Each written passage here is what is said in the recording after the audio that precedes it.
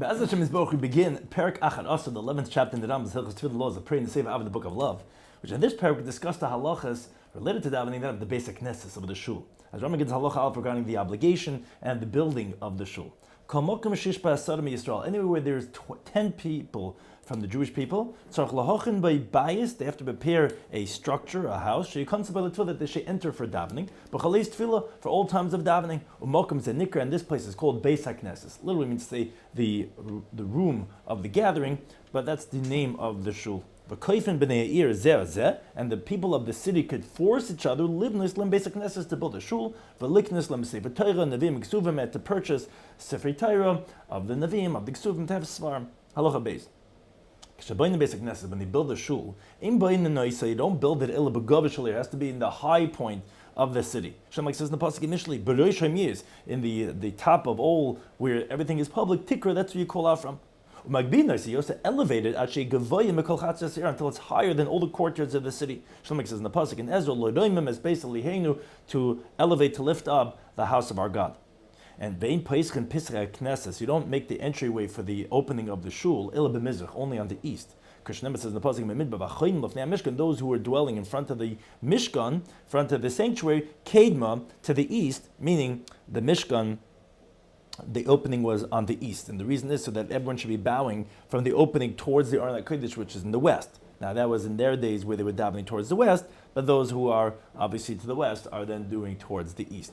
And that's where the entry should be, that you enter from the back, facing towards the front.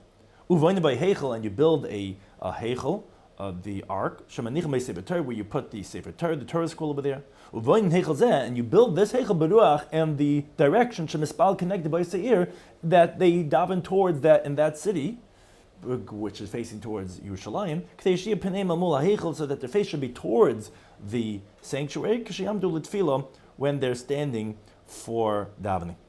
Halacha Gimel. Now there is a bima, there's a platform in the middle of the shul, so that they should stand up on there, those who are leaning from the Torah, or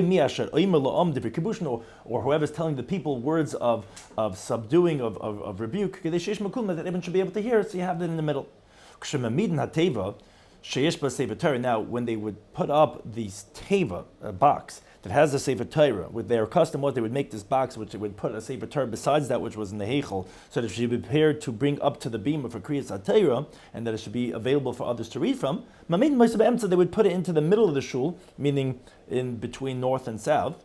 And the back part of this box is Kalape Heichel, it's towards the Heichel, but now Kalape Amen, it's facing towards the people. Halacha Dal. Now, how do the people sit in the shul?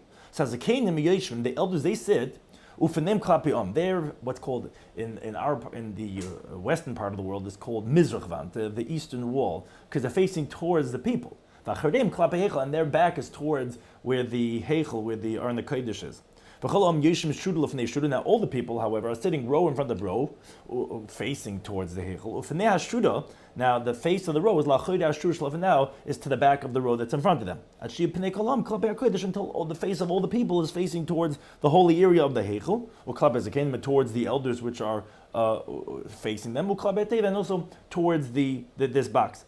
No, but when the chazan, when the shlich tzibur gets up to daven for the amid, he stands on the ground in front of the teva, which he wouldn't daven by the bima, rather he would daven what's called davening for the amid in front of the ark. And his face would be in front of the holy area, like all the other people facing in that same direction. Regarding the significance of a shul, which is designated for davening or for learning, you have to treat it with honor, with dignity. You sweep the area, and afterwards sweep, because it was dust floors, they would settle it with some water. And the custom of all the Jewish people, B'Safarat in Spain, B'Madav in the western part, meaning North Africa, B'Shinnet and Babel, Eretz Tzvi in the desired land referring to Eretz Israel, their custom is lahalik ashashis b'vatik and the that they light these lamps in the shuls, ulatziyah b'karkom, and they put down on the ground machtzalois, mats, the people shall sit down, and you make it a dignified structure. And in the cities of the sons of Edom, meaning the European cities, Yeshvin Shabal Kisais, they actually sit on chairs. Now, in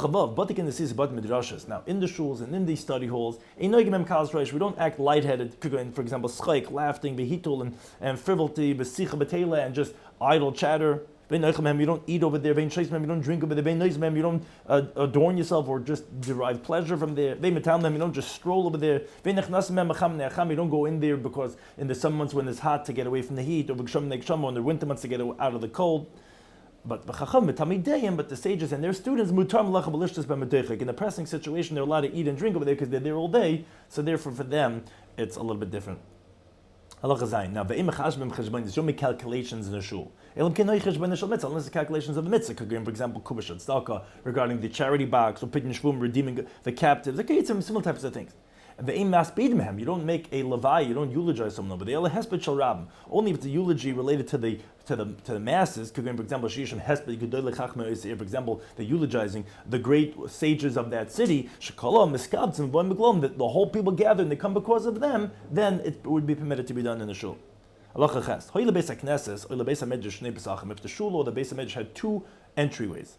So you shouldn't make the shul into a shortcut. Great, I'll enter in one way, and go out the opposite way to make his path shorter. No, it's forbidden to enter into the shul or into the Beis HaMedrash only for a mitzvah purpose. Now, halacha test. Someone who has to go into the shul to call a child or his friend. So, but you can't go in for ulterior motives. So you so you enter, you read a little bit of Torah, or you're mishmur, you say over a teaching, and then he'll call his friend. That he shouldn't be entering only for his own personal desires.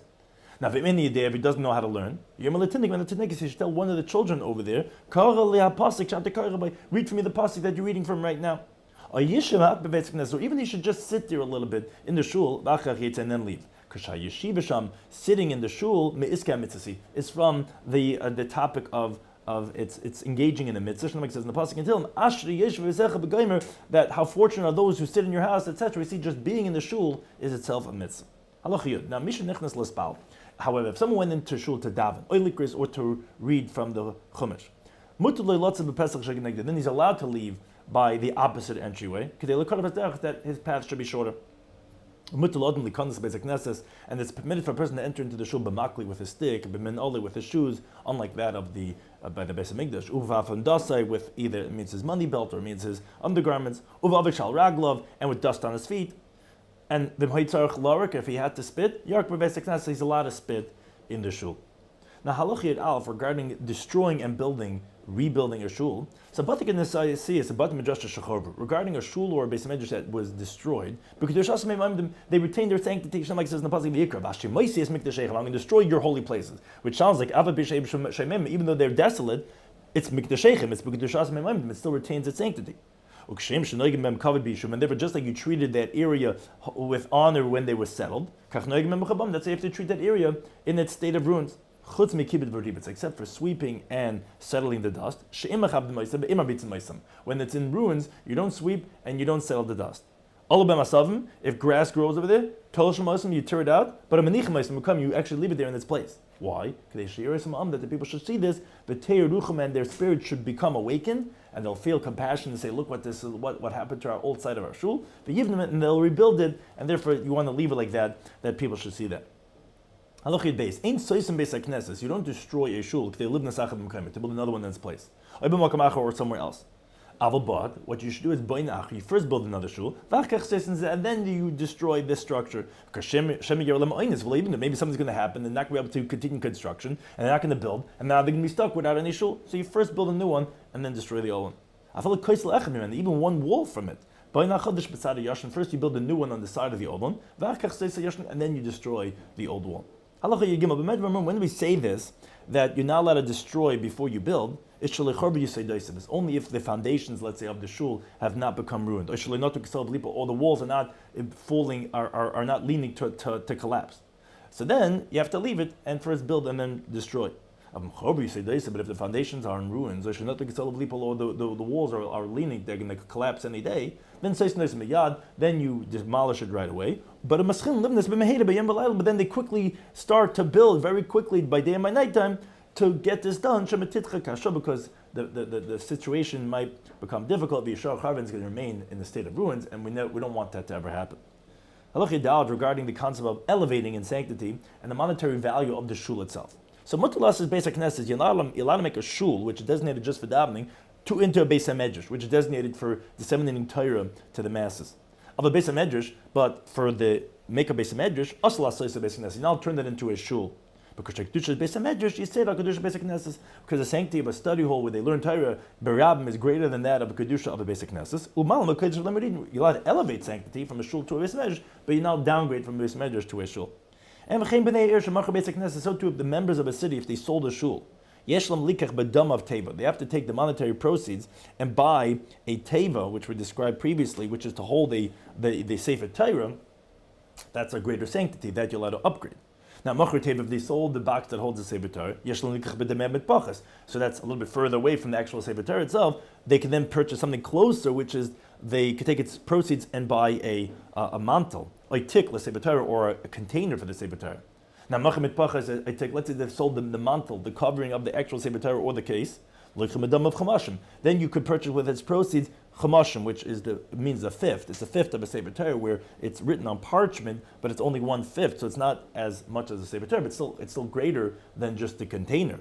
If they sold the chamashim, of Sefer Torah, you could only purchase with its proceeds a Torah scroll, because each one of these is a higher level. Now, Abel Machar Sefer Torah, they sold the Torah scroll, you could only purchase with its proceeds another Sefer Torah, because Shem Kedusha Lamalam Kedusha Sefer Torah, there's nothing more greater sanctity than the Sefer Torah, and now downgrade. And the same thing is regarding the leftover funds. You're now allowed to purchase with the leftover funds anything that's less than the sanctity of the thing itself. So if, let's say, the people just collected funds, lived in this Beis HaMedrash to build a Beis HaMedrash, or Beis HaKnesses, or a shul, or like in this table, or to buy the box for the Sefer Torah, mitbachas, batik, or to the mantle, or the container, or a Sefer Torah, Torah scroll, but they want to change whatever it is that they collected for. You can only switch it regarding even their donation from something that's a lower sanctity to a more severe sanctity. But let's say they already did what they collected for. They have extra funds. Then they could change the excess to whatever they want to because they fulfilled what they accepted. And the monies themselves don't have sanctity. This was just the donated funds. Now, all the utensils, all the vessels of a shul, Beis HaKnesses has the halachic status like a shul, which we describe what could be done with a shul. The curtain that's on the ark, which is where you put the Sefer Torah, that has the halachic status like the mantle, like the covering of the Sefer Torah itself, because sometimes they actually take the curtain and they wrap it beneath the Sefer Torah, so it has a kedusha like the covering of the Sefer Torah itself. Now, but if let's say they stipulated initially that when they designated for the Sefer Torah, they stipulated that it should be permitted to be used also for mundane purposes, then they will have the halachic leniencies like the stipulations that were originally made. Halacha design. But when we say that you're allowed to sell a shul, that's the basic knesset shel kafarim. That's a shul of villagers. When it was originally made, this shul was only made for the intentions of those who live in this small little village. That they should have a place where to daven. That if they all want to sell it, they're permitted. Of a basic but the shuls of large cities, since it's made for all people of the world, that they should come and daven over there because everyone comes to cities. So that's Kolabal Medina, whoever comes to this country. So Nasir shall call Yisrael. So essentially, the shul became of all the Jewish people. And therefore, you're not allowed to sell it because not only this community's shul, it's the world shul. Now, regarding people of a village, they want to sell their shul, which we said they could. Or they want to build with the monetary proceeds of the shul another shul. Or they want to purchase with its funds the box, or you say Torah or a Torah scroll. So they have to stipulate with the buyer of the shul or any one of the things we mentioned. Don't make the shul not into bathhouse, not into a tannery. That's a place where they do some type of processing on the skins of the animals, turning into leather. Not a place where immersing in the mikveh waters, and not a place of waters, either means for laundry or for a urinal.